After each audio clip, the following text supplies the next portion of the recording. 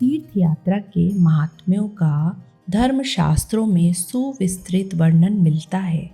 चारों धर्म, 7 पुरी, 12 ज्योतिर्लिंगम तथा अनेक सरिता, सर, वन, उपवन तीर्थों की श्रेणी में गिने जाते हैं।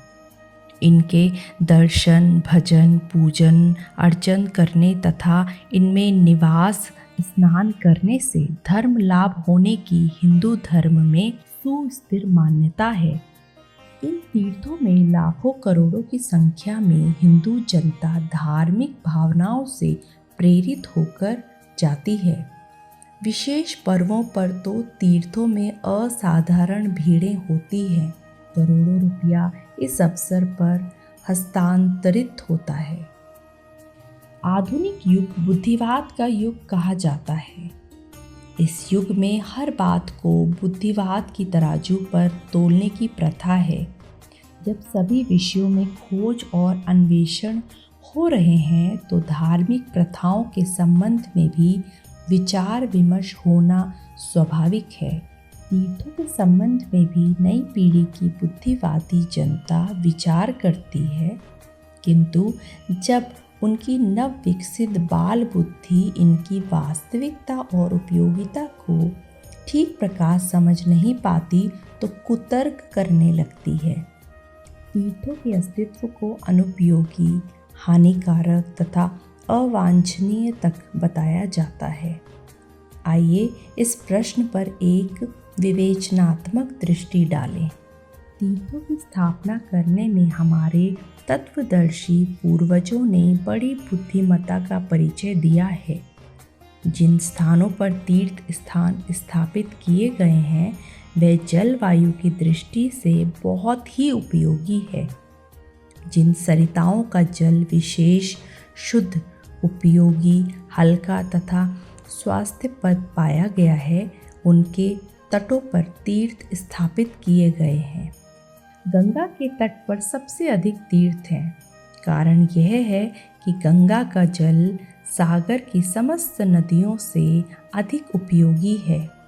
उस जल में स्वर्ण, पारा, गंधक तथा अभ्रक जैसे उपयोगी खनिज पदार्थ मिले रहते हैं, जिसके समिश्रण से गंगा जल एक प्रकार की दवा बन जाता है, जिसके प्रयोग से उदर रोग, चर्म रोग तथा रक्त विकार आश्चर्यजनक रीति से अच्छे होते हैं।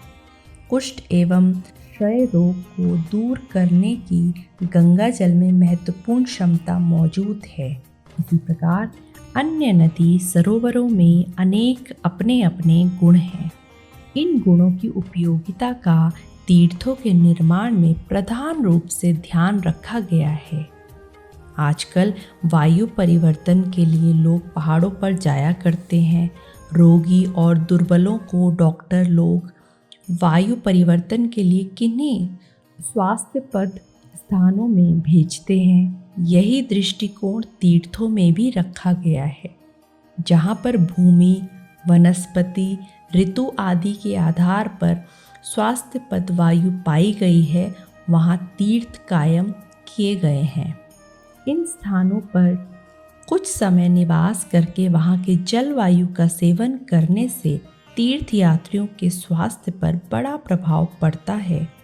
इस तथ्य से प्रोत्साहित होकर विवेकशील आचार्यों ने वहाँ तीर्थ बना दिए हैं। तीर्थ यात्रा में पैदल चलने का विशेष महत्व बताया गया है। पैदल चलना शरीर को सुगठित करने और नाड़ी समूह तथा मांसपेशियों को बलवान बनाने के लिए आवश्यक उपाय है। आयुर्वेद शास्त्रों में प्रमेह चिकित्सा के लिए 100 योजन अर्थात 400 कोस पैदल चलने का आदेश दिया है। अधिक चलने से जंघाओं की नाड़ियाँ और मांसपेशियों का अच्छा व्यायाम होता है, वे परिपुष्ट हो जाती हैं। ढीली नस नाड़ियों की संकुचन शक्ति शिथिल पड़ जाने के कारण वीर्य नीचे की ओर होता रहता है और स्वप्न प्रदोष, प्रमेह, पेशाब के साथ चिकनाई जाना, शीघ्र पतन, बहुमूत्र आदि रोग उत्पन्न हो जाते हैं। इस व्यवस्था से छुटकारा पाने के लिए कटी प्रदेश तथा जंघाओं के नाड़ी समूह तथा मांसपेशियों को ठीक करना पड़ता है। आयुर्वेद की सम्मति में इसका अच्छा उपचार नियमित रूप से पैदल चलना है, जिससे कटी, पेड़ू और जंघाएं सुदृढ़ हो जावे। तीर्थ यात्रा इस उद्देश्य को बड़ी अच्छी तरह पूरा करती है। पैदल तीर्थ यात्रा करने से स्वस्थ व्यक्तियों का शरीर गठन ऐसा अच्छा हो जाता है जिसमें प्रमेह आदि का आक्रमण नहीं हो पाता। जिन्हें मूत्र रोग होते हैं उन्हें उन व्यथाओं से बिना दवा दारू में धन लुटाए स्थायी रूप से लाभ हो जाता है। जो लोग लंबी यात्राएं नहीं कर पाते थे, सुदूर देश में जाने की जिन्हें सुविधाएं न होती थी, उन्हें किसी एक ही तीर्थ की परिक्रमाएं करने को कहा जाता था। पेट के बल दंडवर्तीय परिक्रमाएं करना आंतों के रोगों के लिए उपयोगी है। तिल्ली एवं जिगर भी इससे मजबूत होते हैं और उनके बहुत से विकार दूर हो जाते हैं। पर्वतों पर बहुत ऊंचे कुछ तीर्थ बनाए गए हैं। ऊंची चढ़ाई चढ़ने से हड्डियों की संधियां मजबूत होती हैं तथा गठिया होने का भय नहीं रहता। फेफड़ों को मजबूत बनाने के लिए ऊंचा चढ़ना, नीचे उतरना असाधारण रूप से उपयोगी है। पहाड़ी प्रदेशों में रहने वाले व्यक्ति जिन्हें ऊंचा चढ़ना और नीचे उतरना पड़ता है, चौड़ी छाती वाले होते हैं। उन्हें तपेदिक जैसे फेफड़ों के रोग से ग्रसित नहीं होना पड़ता। कंधे पर गंगाजल की कांवर रखकर शिवरात्रि पर यात्रा की जाती है। इससे कंधों की नसों पर दबाव पड़ता है। इन नसों का मूलाधार चक्र की गुदा नाड़ियों से संबंध है, अतएव गुदा स्थान पर उसका प्रभाव होता है और बवासीर सरीखे रोगों की संभावना नष्ट हो जाती है। स्वास्थ्य लाभ के उपरोक्त दृष्टिकोण से तीर्थ यात्रा महत्वपूर्ण है। इसके अतिरिक्त देशाटन से ज्ञान वृद्धि का जो लाभ होता है वह भी कम उपयोगी नहीं है। जीवन की बहुमुखी उन्नति के लिए मनुष्य जाति के स्वभाव, आचार विचार, व्यवहार, रहन सहन तथा प्रथा, विश्वास, कार्यक्रम, परिपाटी, अर्थनीति आदि का अध्ययन करने की बड़ी भारी आवश्यकता है। देशाटन करने से मूर्ख मनुष्य भी बहुत कुछ अंशों में बुद्धिमान बन जाते हैं और घर से बाहर पैर न रखने वाले कूपमंडूक ऊंची शिक्षा प्राप्त कर लेने पर भी अर्धमूर्ख बने रहते हैं। देशाटन केवल मनोरंजन नहीं है वरन एक ठोस शिक्षाक्रम है। जितना वास्तविक ज्ञान मनुष्य 2 महीने के देशाटन से प्राप्त कर सकता है, उतना 2 वर्ष तक पुस्तकें पढ़ने पर नहीं पा सकता। उच्च श्रेणी के मनुष्य अपनी आर्थिक, सामाजिक, बौद्धिक तथा शारीरिक स्थिति अच्छी बनाने के लिए प्रतिवर्ष कुछ न कुछ समय देशाटन के लिए अवश्य निकालते हैं। बेवकूफ़ लोग अंदाज लगाते हैं कि यह सैर सपाटे का समय व्यर्थ जाता है, पर सच बात यह है कि 10 घंटे पीले रहकर आदमी जितना उपार्जन करता है, उन सैर सपाटों के दिनों में कई दृष्टियों से ऊंची चीज़ें कमा लेता है। तीर्थ यात्रा के अवसर पर अनेक स्थलों को देखना, अनेक प्रकार के मनुष्यों की विभिन्नताएं समझना, विविध स्थलों की विशेषताएं जानने का अलभय अवसर मिलता है।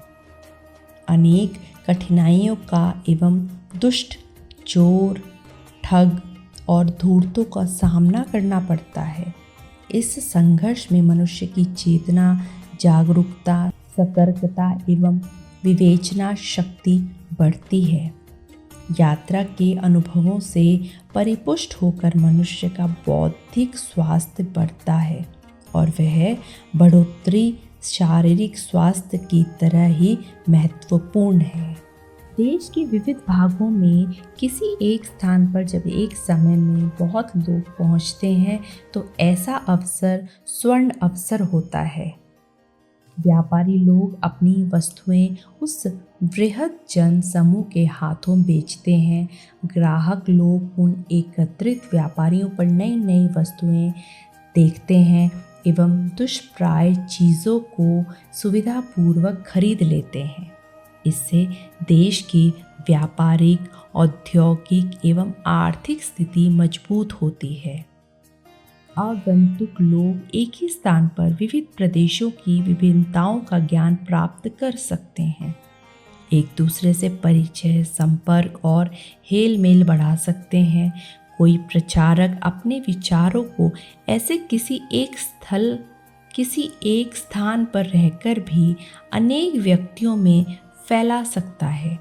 जनसंपर्क के इस स्वर्ण सहयोग से आगंतुकों को लाभ पहुँचे, इस दृष्टि से तीर्थों में अनेक प्रकार के आयोजन होते हैं।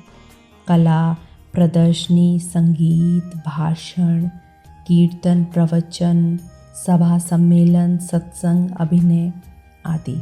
इनके द्वारा उपयोगी ज्ञान सामग्री प्राप्त करने की आगंतुकों को यहाँ अनेक सुविधाएं होती थी। भूमि पर मंदिर, जलाशय आदि के रूप में स्थिर स्थावर तीर्थ हैं और ऋषि, तपस्वी, परोपकारी, उच्च आत्मा वाले महापुरुष जंगम तीर्थ कहे जाते हैं। शास्त्रकारों ने स्थावर तीर्थ से ही जंगम तीर्थों का महात्म्य अधिक विस्तार पूर्वक बताया है।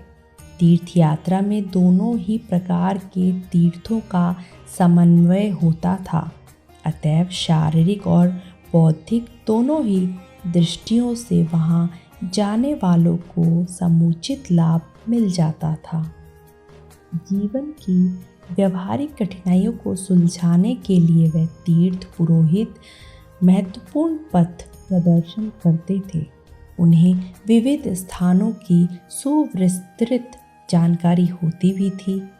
फलस्वरूप बेटी बेटों के विवाह, विविध स्थानों की फसल, व्यापारिक स्थिति, जीविका, शिक्षा, चिकित्सा आदि अनेक विषयों में इन तीर्थ केंद्रों पर पर्याप्त जानकारी प्राप्त हो जाती थी और उन जानकारी के आधार पर ऐसे ऐसे लाभ होते थे जो यात्रा में लगे समय तथा पैसे की अपेक्षा कहीं अधिक मूल्यवान होते थे।